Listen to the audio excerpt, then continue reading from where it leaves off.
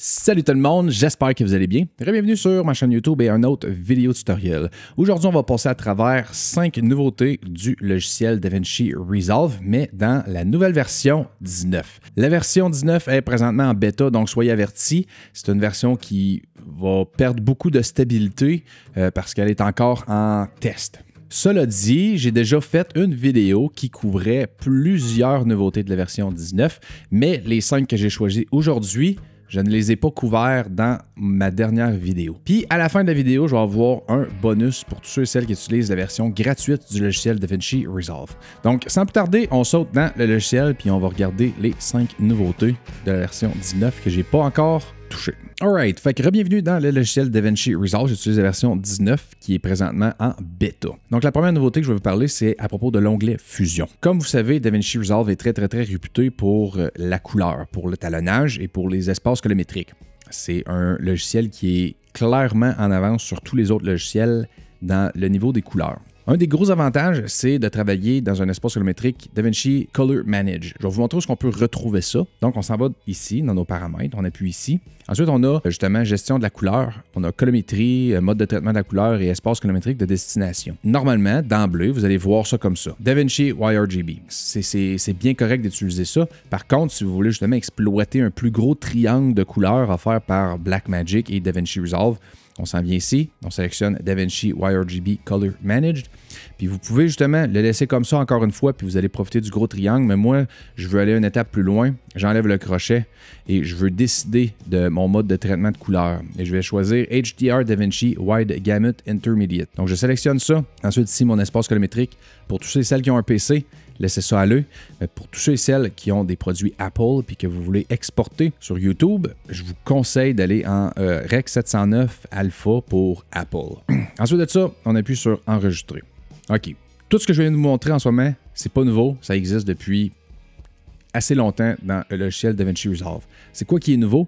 C'est qu'avant, Fusion ne supportait pas cette transformation colorimétrique-là. Puis c'était problématique parce que quand on voulait travailler dans un espace colorimétrique qu'on vient juste d'organiser, quand on s'en allait dans Fusion faire une composition, on ajoutait un titre, on appliquait une couleur, on revenait dans la page de montage, les espaces colorimétriques étaient différents, donc on avait tout le temps des couleurs qui variaient, des couleurs qui étaient mal représentées. C'était un cauchemar de travailler dans cet espace colorimétrique-là et Fusion en même temps. Maintenant, Fusion supporte cet espace colorimétrique-là, il supporte le changement, donc il n'y aura plus de variation de couleur entre la page de Fusion, entre la page de l'étalonnage et la page de montage. Donc ça, c'est vraiment un beau feature, une belle amélioration pour tous ceux et celles qui veulent utiliser Fusion à pleine capacité. Maintenant, la deuxième nouveauté dans la vidéo d'aujourd'hui sur la version 19 que je vais vous parler, c'est un masque plutôt cool. Donc, ça se passe dans justement l'onglet de Fusion. On appuie ici. Normalement, quand on veut faire un masque, on a ici la section des masques sur notre barre d'outils. Mais là, on en a un nouveau qui s'est ajouté, puis ça s'appelle le Poly Mask, ou plutôt le Multi-Poly, pardon. Donc, on le sélectionne, on va le glisser-déposer dans la portion des nœuds. Avant, quand on voulait justement faire un multiple masque dans une même image ou dans une même vidéo, il fallait qu'on ajoute plein d'autres nœuds, là, puis les stacker, puis c'était vraiment pas efficace, c'était pas utile, c'était un cauchemar. Maintenant, on peut tout faire ça à l'aide d'un seul nœud. Donc, on sélectionne notre multi-poly, là, on peut commencer justement à faire notre masque. Donc, on va juste tracer un gros masque rapidement autour de la voiture rouge. Alright, c'est fait. Si on veut ajouter un deuxième masque, on s'en vient ici, Add Poly. Donc, on a soit un Polygon Mask ou un B-Spline. Je vais choisir un Polygon. Puis on les voit ici qui s'ajoutent. Donc, Polygon 1, Polygon 2. On retrouve notre croix. On peut aller tracer un autre masque. On ferme notre masque. On pourrait en mettre autant qu'on veut, justement, autour de cette voiture-là. Ferme ça. Merci, bonsoir. Et là, on peut connecter notre masque à notre Media In 1. Connecte ça et on voit nos 3 masques apparaître. Fini les cauchemars de stacker les Polygon Masks. Le multi-poly, ce nœud-là, est là pour ça. Alright. Maintenant, on se dirige dans la troisième nouveauté. C'est une nouveauté qu'on va retrouver dans l'avant-dernière. Une nouveauté qu'on va retrouver dans l'avant-dernier onglet, c'est l'onglet du Fairlight. Donc, on s'en vient ici. Fairlight. Là, ici, comme vous pouvez voir sur ma piste audio 1, j'ai justement une musique, une chanson. Et on va aller dans justement le mixeur Alpha 1 pour audio 1, EQ, on double-clique. Qu'est-ce qui a changé ici? Pas grand-chose, mais normalement, quand on faisait play sur notre chanson et qu'on regardait, on visionnait notre EQ, on voyait exactement ce que vous êtes en train de voir là. Maintenant, quand on fait play sur notre EQ, là on va le faire justement, on fait play, on voit l'onde audio jouer en arrière-plan de notre EQ. Donc ça va juste tellement faciliter notre tâche lorsqu'on veut justement ajuster les EQ de soit des paroles ou d'une musique, une chanson. Alright, maintenant on est rendu dans la troisième onglet, l'onglet montage, puis on va passer à travers la quatrième nouveauté de la version 19 dans la vidéo d'aujourd'hui. Donc, il y a eu des changements dans vitesse et mise à l'échelle. Si vous ne savez pas c'est quoi vitesse et mise à l'échelle, je vais vous l'expliquer rapidement parce que c'est quand même complexe. On pourrait faire une longue vidéo sur le sujet. En gros, quand on a une vidéo qui a été enregistrée en 24 images par seconde ou 25 images par seconde, on ne peut pas vraiment faire de ralenti parce qu'on n'a pas assez d'images, justement, dans notre vidéo. On peut, et on a toujours pu le faire, à l'aide, justement, de vitesse et mise à l'échelle. Vitesse et mise à l'échelle, ça va utiliser l'intelligence artificielle pour insérer des images à travers notre vidéo pour qu'on puisse le ralentir. Donc, normalement, justement, on va aller dans variation de vitesse ici. Ensuite de ça, on peut ralentir la vitesse. Donc, je vous donne un exemple. Ici, j'ai un plan de drone. Là, on peut le voir vitesse. Je l'ai réduit jusqu'à 25 % de sa vitesse originale. Donc, les images par seconde sont 5.994. Très, très loin du 24 images par seconde. Puis pour vous prouver que ce plan-là, c'est un plan de 24 images par seconde, on va aller dans métadonnées. On va le voir ici, 23.976 images par seconde. Donc, vraiment pas idéal pour le ralentir. Donc, ce qu'on peut faire normalement, c'est qu'on allait dans vitesse et mise à l'échelle. On ajuste quelques paramètres ici et boum, on a un plan en 24 images par seconde et on peut le ralentir. Là, c'est pas parfait, mais ce qu'ils ont ajouté, c'est deux options. Donc, on a le Speed Warp Faster et le Speed Warp Better. Donc, ça le dit, Faster, ça va être plus rapide pour votre ordinateur, mais vous allez perdre de la qualité. Better, ça va être l'inverse.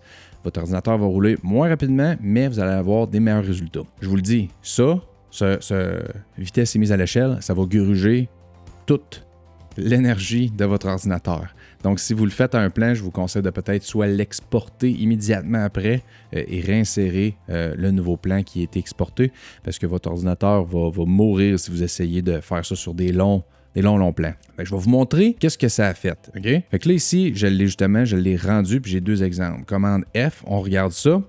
Donc ça, c'est mon plan ralenti avec aucune vitesse et mise à l'échelle. C'est très saccadé. Ça, c'est le nouveau plan ajusté avec, j'ai utilisé le Speed Warp Better, donc la nouveauté dans la version 19. Maintenant, je vais prendre 30 secondes pour vous parler de la plateforme de musique audio. C'est une plateforme de musique libre de droit. Si vous faites du montage vidéo, si vous voulez utiliser DaVinci Resolve 19, éventuellement, ça va vous prendre de la musique libre de droit. Dans la description, j'ai un lien affilié. Je vais faire un pourcentage des ventes si jamais vous vous procurez l'abonnement pro. Puis, en bonus pour vous, si vous utilisez mon code promo SAVE70, vous allez recevoir 70% de rabais sur l'abonnement pro de 1 an. Donc, ça revient à 60 $ américains pour avoir de la musique libre de droit pendant 1 an. Et vous allez me supporter, vous allez supporter la chaîne. On retourne dans la vidéo. Je ne voulais pas prendre plus de temps que ça. La cinquième nouveauté que je vais vous parler, c'est le Face Refinement. Ça existait déjà avant. Ils ont fait quelques petites améliorations. On va aller regarder ça. Donc, on sélectionne notre plan. On s'en va dans l'onglet de l'étalonnage. Et là, j'ai construit un plan justement pour être capable de vous montrer qu'est-ce que ça fait. Donc, on ouvre la bibliothèque des effets. On s'en va dans barre de recherche. On va écrire Face. On devrait le trouver. Face Refinement. On va le sélectionner, glisser, déposer sur notre nœud. Et à ce moment-là, on a un menu qui vient d'apparaître. Assurez-vous ici d'être à Affichage OpenFX. Donc, quand on est en FX, on est capable de commencer de jouer dans les paramètres ici. Là, on va aller dans Detect Faces and Frame. On appuie, il va automatiquement détecter les faces dans notre image. Avant, quand on avait plusieurs personnes dans l'image, on dirait que Face Refinement buguait puis ça marchait pas, on n'était pas capable vraiment de détecter multiples faces. Maintenant, on est capable et en plus, on est capable d'interchanger quelle face on veut ajuster. Donc, par exemple, je vais choisir celle-là pour l'ajuster. Ensuite de ça, on va le tracker. Puis le tracking se fait extrêmement rapidement. Donc, on va le faire. Boum, on track. Ça se fait. Puis ça, by the way, c'est en temps réel, hyper rapide. Boum, terminé. On peut voir, ça suit très, très bien.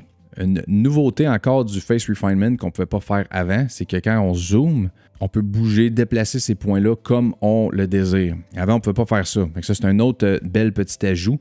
Puis si vous ne savez pas c'est quoi que ça fait le Face Refinement, ben en gros, on peut commencer à jouer avec Ouais, les lèvres, les dents, le front, les joues, le menton, on peut raffiner la peau, améliorer l'exposition, essayer d'ajuster un peu les couleurs de la peau. Donc, c'est une option, c'est là pour vous, mais c'est les deux petites choses qui ont changé dans le Face Refinement. Et maintenant, le bonus pour tous ceux et celles qui utilisent DaVinci Resolve gratuit, la version gratuite. Ça, c'est probablement la nouveauté que vous allez capoter, triper dessus. Dans le fond, Blackmagic a ajouté à la version gratuite du logiciel la capacité de décoder les vidéos enregistrées en H.264 et H.265.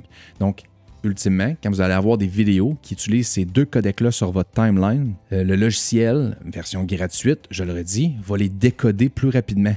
Donc, vous allez gagner beaucoup de vitesse, beaucoup de temps.